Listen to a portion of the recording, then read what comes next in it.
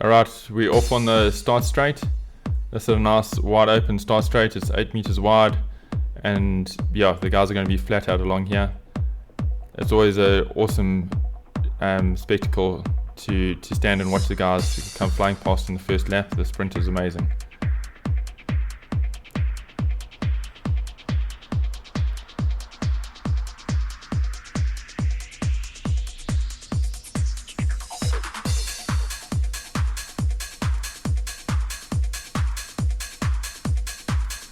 We've changed the approach to Red Hill.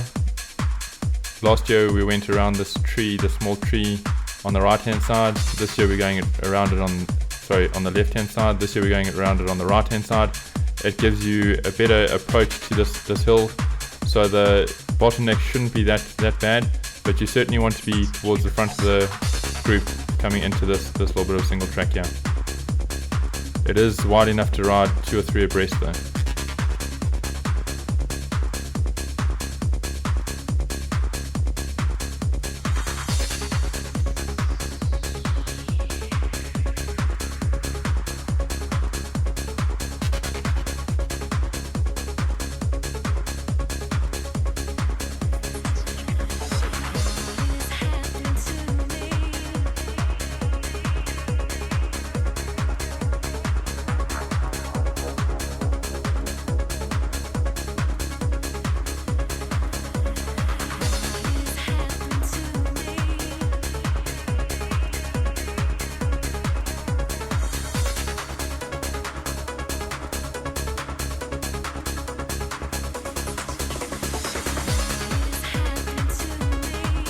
This is the approach to the first switchback climb, known as Muggy's Knoll.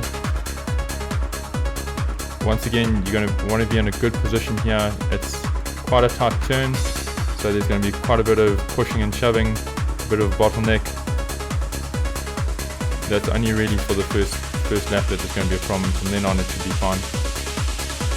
The start of this, where Hilton is now, is rather steep. You'll see a stand, there you go. Sort of power up to this second switchback, and from here on the gradient is a lot easier.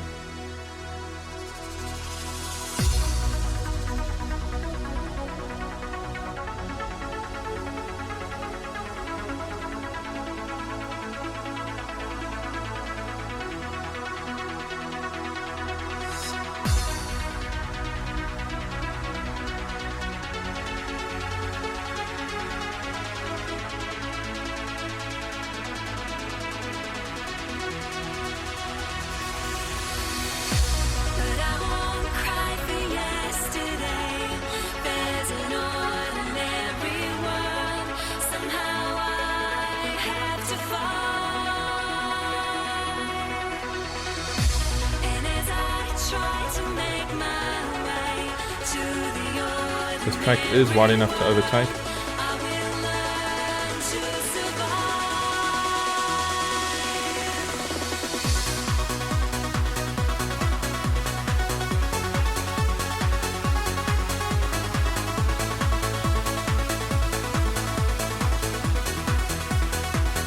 You'll notice going up to our first obstacle, which is Kim's Corner, there's a fair amount of single track, so you really want to take the overtaking opportunities when they present themselves.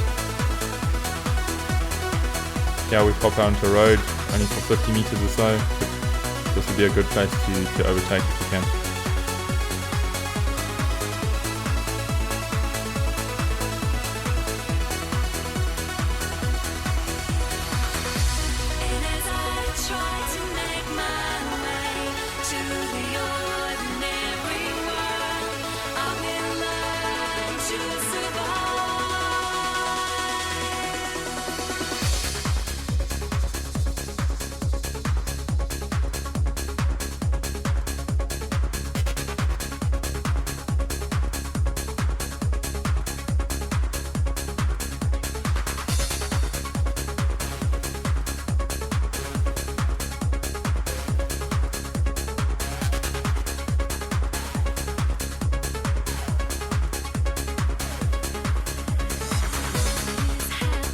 That's how we start descending down towards Kim's Corner.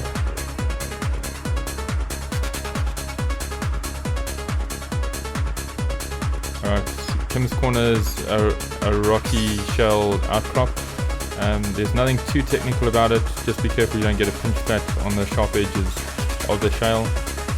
But yeah, keep your weight back, obviously make sure your tire pressures are right and you'll get through there fine.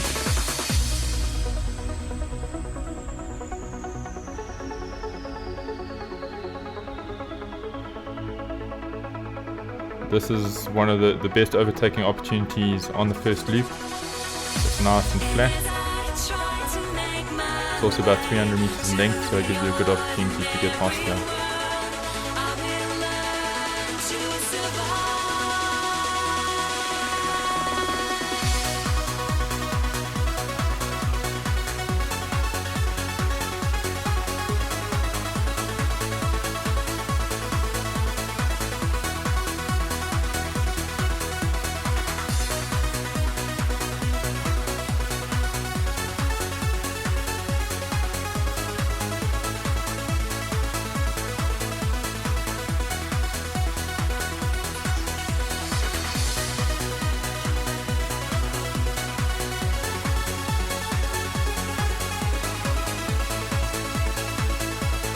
Alright, this is the approach into pickup sticks.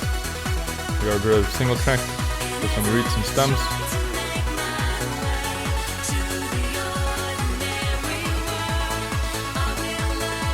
Pickup sticks consist of a left berm leading into a right berm. It can be a bit sketchy if it's dry and extremely slippery if it's wet, so just keep your bike under control. You then go into off-camber section and then turn left onto 2 plank drops. It doesn't look like much when you look at it from the bottom, but certainly when you're riding it, you want to keep your bike under control. Any minor mistake will cost you quite a bit.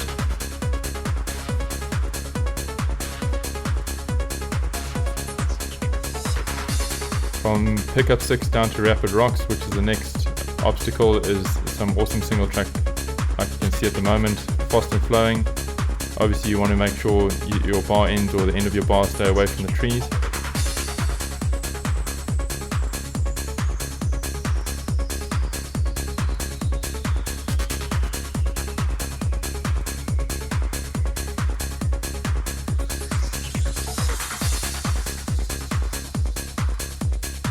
As you can see, there hasn't been too much pedaling in the last minute or so, allowing you to get your breath back and have a bit of recovery.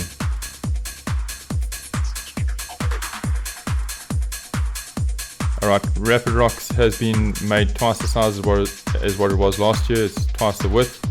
There are a number of lines going through here. So for your practice days, come and find a decent line that suits your style of riding and you should be able to make it through there quite safely. A new feature for this year is Bike Jump Alley. It's the section that we're entering into now. It consists of 3 rocky outcrops that are fairly technical but nothing over the top. There are multiple lines, so you can ride 2 or 3 abreast through there.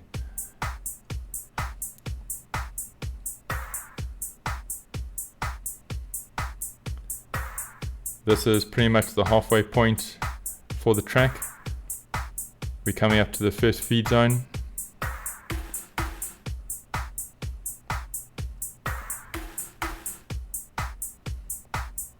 The first feed zone will be on our right hand side and will run all the way up to this next corner on the left.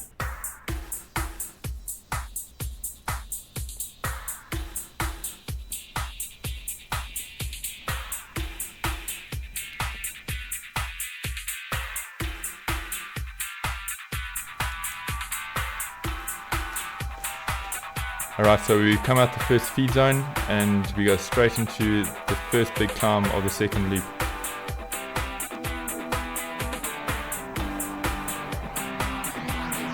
This footage doesn't really do it justice, but this is quite a big climb.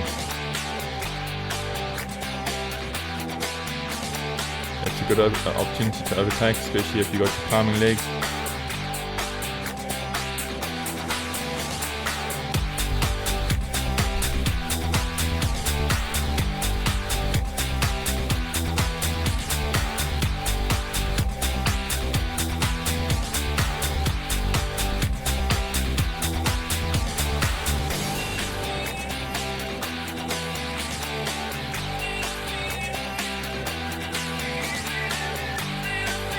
Now we've popped out onto Forest Road. This Forest Road will take us up to the switchback climb single track. Entering into that single track, it flattens off quite a bit so you can get your breath back. But certainly up to that point, it's quite something. You can see Hilton's pushing quite hard there and he's in a fairly easy gear, so it's quite a steep gradient.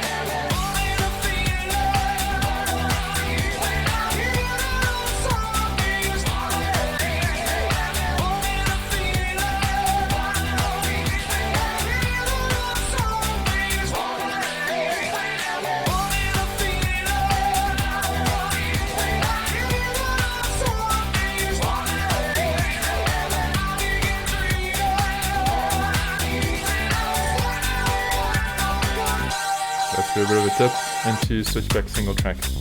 As you can see, the gradients dropped off quite a bit,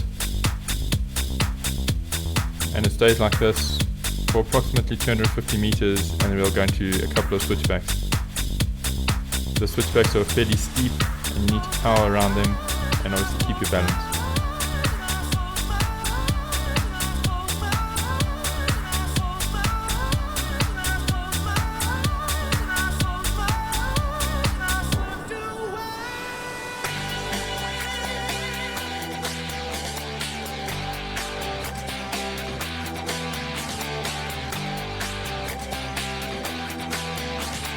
This bit of track doesn't allow for overtaking, so coming into the entrance you're going to want to put in an interval or get ahead of the guys around you if possible, if you've got anything left in your leg. But once you're on this trail, you're going to be stuck in that order until we come out the top.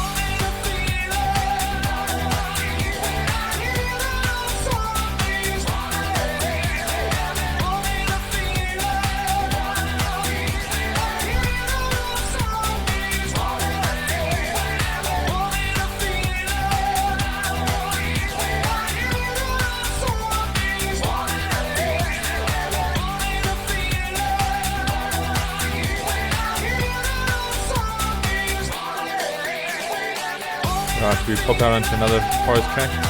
It's advisable to take your time here, have a bit of recovery, grab something to drink. There aren't too many overtaking opportunities as well as drinking opportunities on this second loop. So, yeah.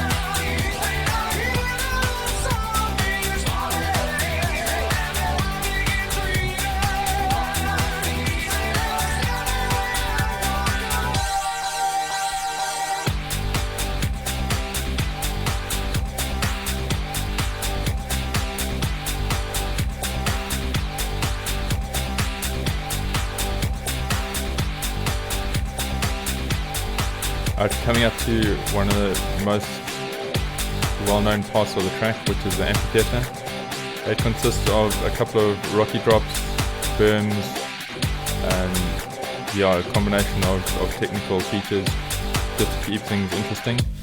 The lead into the amphitheatre is something that the guys tend to forget about. It's a short, sharp climb leading into the top of the amphitheatre. You'll see Hilton will go into the timber now. He'll stand and put in a couple of hard pedal strokes to get up to the amphitheatre.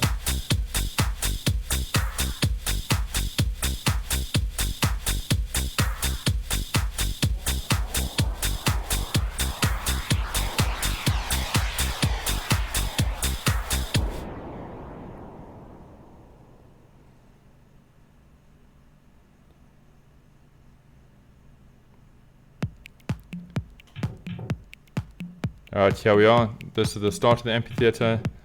Like I said, it consists of a couple of berms, twists and turns, 1 or 2 log drops as well as rock garden drops.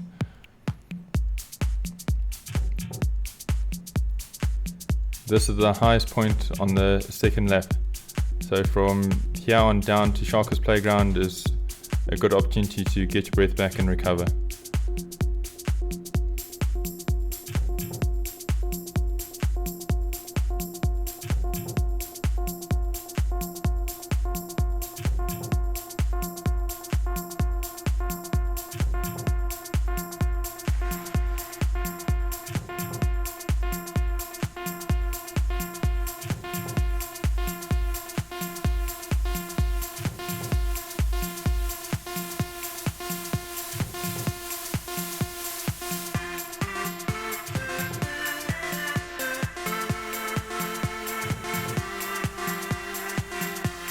Alright, we're coming up to the end of the amphitheatre, the two lines.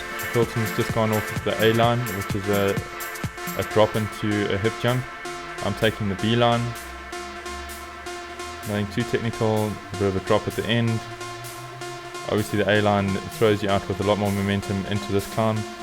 The B and the C line, you have to pedal a lot more up here. So not only waste seconds, but you have to put in a couple more pedal strokes.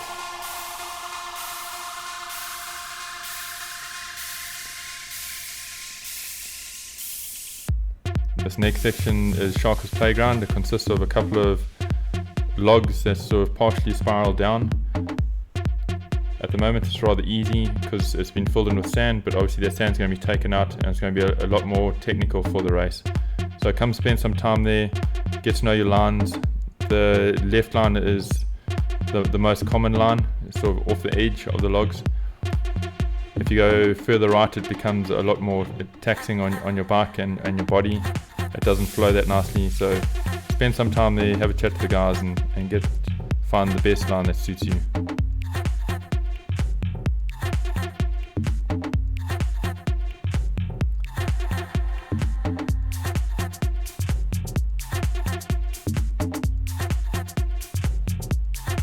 This bit of trail that we're on at the moment is known as the amphitheatre extension. Nothing too technical about it, it's nice, fast and flowing, gives you a good opportunity to stretch your legs, get your breath back before the next sharp climb, which is the shale climb.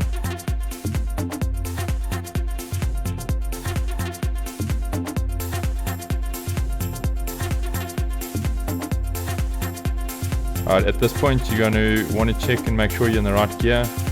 You sort of drop down the bank here into quite a sharp, steep climb. You can see Hilton standing, putting quite a bit of effort there. Make sure that your bike's in the correct gear. It'll cost you a couple of seconds if your chain jumps off or you have a bit of a mechanical issue. It's not that long until you get to this point that flattens off.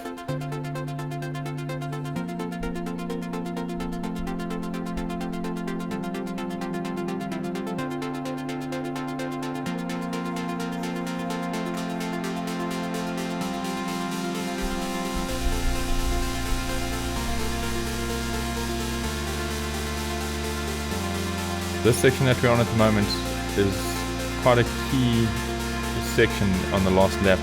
If you're racing someone, you're going to want to get into this next bit of single track before them. There's a slight climb up to this bit of single track, because from here on down there aren't too many overtaking opportunities. So you certainly want to put in a big effort here and get ahead of whoever you're racing at this point. This bit of single track leads us down to the Treehouse Rock Garden. It's quite famous for a couple of reasons. Right, Hilton's going to take the right line, I'm going to take the left line. They're both much of a muchness. Here again, just find a line that suits your style of riding. Hilton managed to get through there quite smoothly. This is a different line that I'm taking, and a drop into a berm. Keep your weight back. There is a B line around that rock garden. Obviously it's going to cost you between 10 and 12 seconds, but it's quite a bit safer than going over the rocks.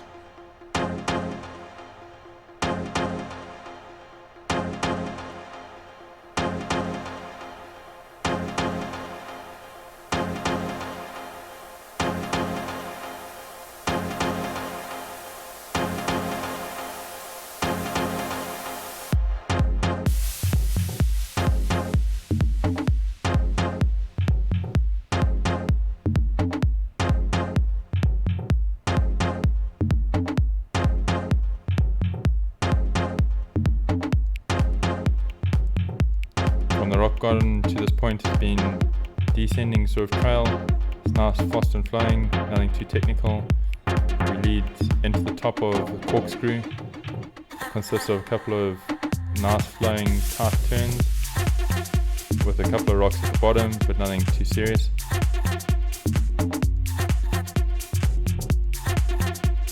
Nice little jump there by Hilton over the rocks.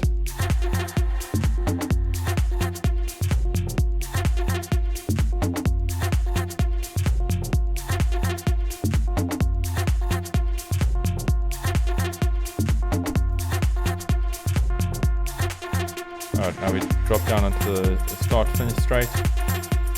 From this point you've got about 250 meters to the end